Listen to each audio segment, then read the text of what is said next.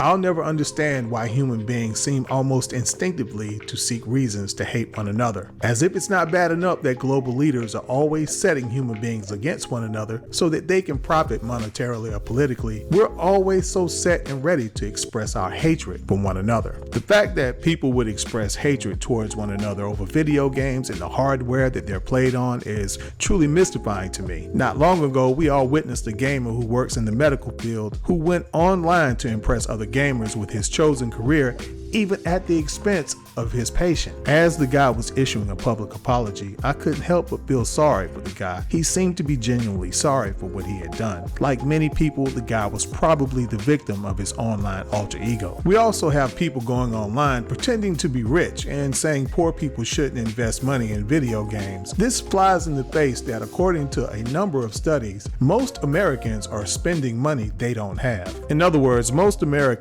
are spending money that most professionals who study such things say that they probably should be saving. To me, this is just an example that people are willing to say the most ignorant and hypocritical things if it means they can win an argument. They don't really believe or subscribe to what they're saying. They're just trying to verbally one-up the person on the other side of the debate. But enough of that. I want to get straight to the point. I want to ask anyone who may be listening to this video or looking at this video that if you're one of the people who engage in this sort of thing on social media, that you please try to find it within yourself to just simply stop it. Now, let me go ahead and address something that I know that someone is either going to be thinking or they're going to bring it up, and that is one side does it more than the other. And look, to be perfectly honest with you, there's only two sides doing this. There's the Xbox fanboys, and then there's the PlayStation fanboys. So yeah, because there's only two sides, one has to do it more than the other. More than likely, they're not going to be equal. And yeah, I have noticed that it seems that one side does do it more than the other.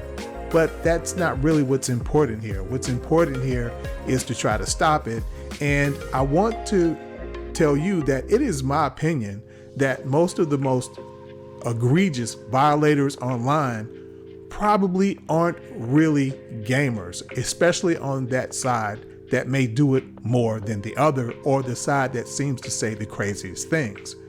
And I'm going to tell you a personal experience that I had at E3. I'm going to tell you about a personal experience that I had at E3 that brings me to that conclusion. So in 2017, I had the honor of going to E3 in LA. And I really had to think twice about going because I had always noticed the ignorance online when it came to the video game world, but hadn't really put a lot of thought into it. So like many people, I was taking it literally, not really thinking about the fact that more than likely these people probably don't act like this in real life. So for me, I was taking a lot of it literally. So I was like, man, do I really want to go to this event? Because it was, back in the day, regular gamers couldn't go to E3. Only people in the industry could go. But now they have it open to everyone.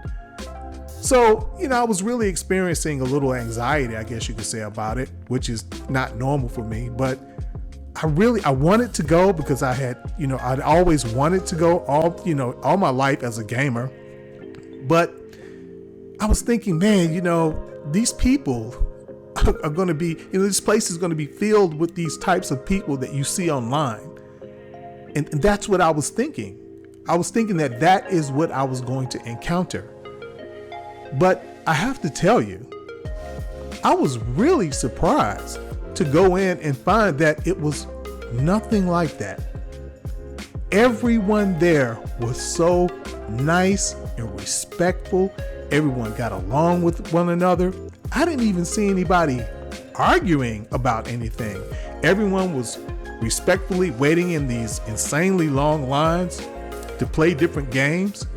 No one was even attempting to jump in front of anyone. And I have to tell you, if you've ever been to Disney World, you would know why I'm very appreciative of that. Because if you go to Disney World, especially down in Florida, man, it is some privileged people down there. And one of the tricks that they try to pull is people try to let their kids break in line thinking you're not going to say anything about it. So I went to E3 in 2017 thinking it was going to be something similar to that, because I had already heard that there are always long lines waiting to play games or whatever. But man, I have to tell you, it was nothing like that. And man, when you bump into people are like, hey man, what's going on? Hey man, sorry about that. And people just moved on. And then I even got to, like I was asking a question. I forgot what it was. We were looking at one of the stages where one of the more popular YouTube channels was interviewing some bigwigs in the industry. And I asked a question. I think I asked what was someone's name? Like, yeah, I recognize that person. Who is that? And people just so politely said, oh yeah, man, that's such and such. And I was like, yeah. But online, somebody probably would have said, oh, you dumbass, is this person really? Ha ha ha. But man, it was nothing like that. And I never really thought about that until now. I played God of War Ragnarok, and it's not like it's new, but I'm just like, why are people online finding things to argue about God of War Ragnarok? Everyone knew that it was going to be a great video game. If you liked the first one, you were going to like this one. And I just don't understand it. If you're on PlayStation side, you got a game. Play the game. Stop. There's nothing to debate about. Enjoy the game. And if you're an Xbox gamer, look, let's be honest. Many people have 2 consoles in their house. Even if you have a PlayStation 4, I have a PlayStation 4. I'm playing it on PlayStation 4. Right? So just play the game. And once more, don't be ashamed to say you're playing the game. Don't be aligned with one of these corporations like that. Now, yeah, you see me making video games. Basically, you might think that I'm trying to defend Microsoft or whatever, but everything I'm saying about Microsoft is only because I like where they're taking the industry. I like the money that they seem to be saving me. Well, they are saving me. And I just like the direction that they're going. And yeah, I don't like a lot of the things that, I don't want to say PlayStation is doing. I want to say Jim Ryan. I don't like his way of managing things. I don't like some of the decisions that he makes. He just seems to be a disingenuous person to me, but that's the person that Sony has chosen to lead their company. It has nothing to do with the box sitting over here in my entertainment system. It has nothing to do with their games. I love PlayStation games. I love PlayStation. I love Xbox now for reasons I'm not going to get into, because this is not this type of video I'm making here. I prefer the Xbox over the PlayStation for reasons. Well, actually, I prefer to play on the PC, to be honest, as many of you may know. But in terms of console, I prefer to be on the Xbox. Yes, most of the games I play on PlayStation, they are their exclusive games. So basically, you can say for many years, I've had a PlayStation just to play their exclusive games, and I prefer to play third-party games on the Xbox and also their exclusives. And yeah, there aren't as many as PlayStation, but they have exclusives like Gears of War, Halos, and such. These games that I absolutely love. And if you're an Xbox gamer, look, I know we always say next year, but man, no, seriously. It really looks like next year you're going to have it going on, man. You're really going to have it going on. And I want to say this to anyone, if you can't afford it, of course, you just can't afford it. I would highly suggest that if you're an Xbox gamer, and not if you're, have more important things to take care of, but if you can find it in your budget, if you can save right now, I would highly suggest buying a Steam Deck. Now, you don't have to get the most expensive one. In fact, the one that I have, other than the screen, or the non-reflective screen, I found that, because at the time that I bought it, there was some question as to how fast the games would load from an external memory, and or from added memory. And come to find out, the games run just fine. So you can either load it onto the internal memory, or you can add a memory card and play it from there, and they both run just fine. But at that time, before they actually came out and they got into the hands of the general public, there was some question about it.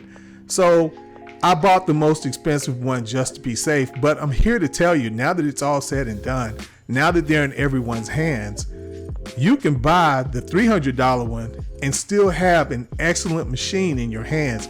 And what I'm talking about is, of course, the Steam Deck. If I didn't say the name of it before, I really don't know. But in case I didn't tell you what I'm talking about the Steam Deck. And that way, if you have an Xbox, you can also have, yes, you will have to wait. And I've waited on a lot of PlayStation games. I played Spider-Man for the first time on the PC.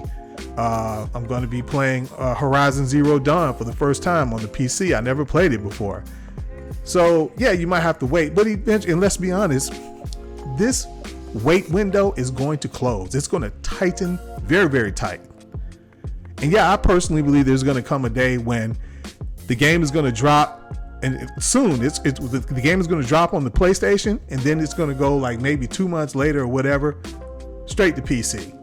But at any rate, if you're someone who is excluded from these games because you don't have a PlayStation, don't buy a PlayStation, buy a Steam Deck, and then you will have access to those games eventually. You will be able to play those games eventually. And check this out, you will be able to play many more games than that. It's not just about PlayStation.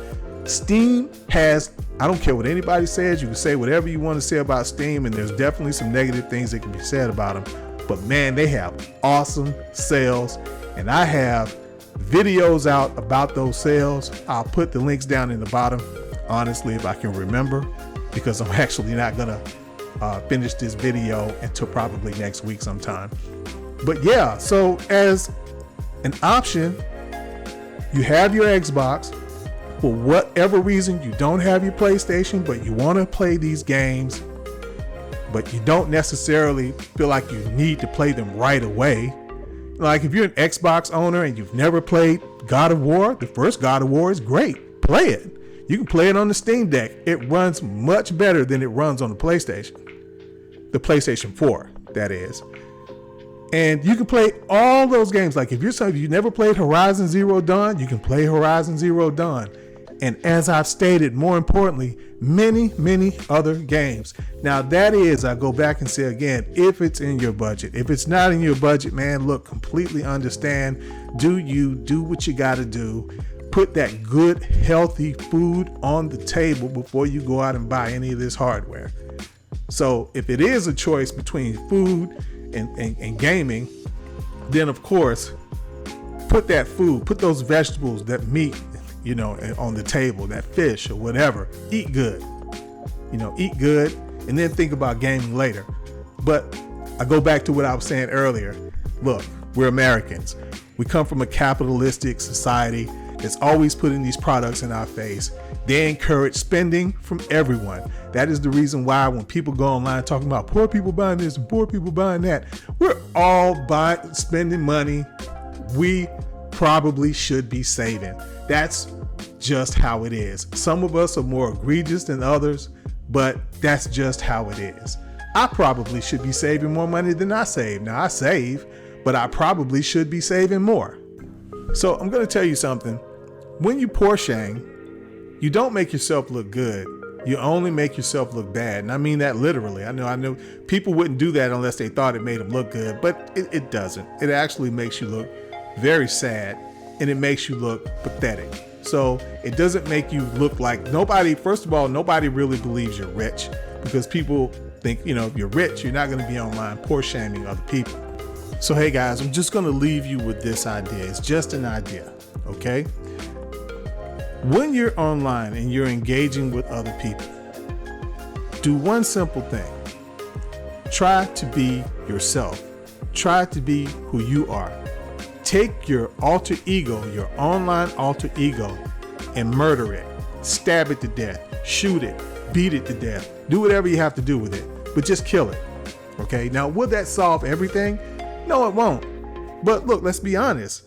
If people would be themselves, be who they are, and talk to each other the same way they would talk to each other in real life if they were like face to face, a lot of this online trash talking wouldn't even happen. So, hey, look, that's just one man's opinion. And hey, look, we're going to go ahead and cut it short right there too, guys.